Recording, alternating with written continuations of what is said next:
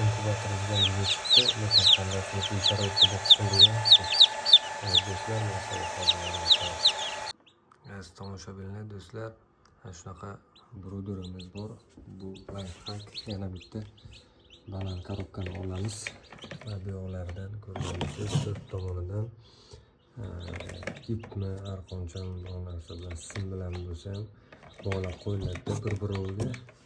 Balandligi 2 qavat, shu 50-50 santimetrlar chiqadi.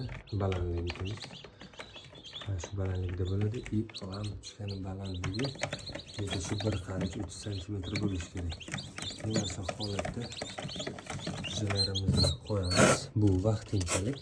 Bu sharoitda endi qishki boshqa joyda boqishga sharoit bo'lmasa, bu sharoitda bo'ladi. Bu sinalgan metodlardan biri. Qushlarimizni qo'yganimizdan keyin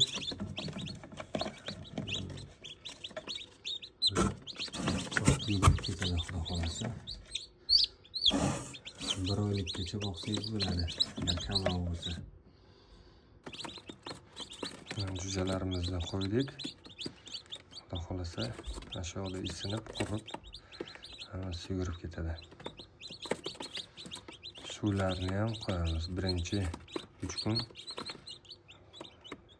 shirin suv bersak yaxshi bo'ladi. Apetiti ochiladi, ichidagi har xil suyuqliklar chiqib ketadi.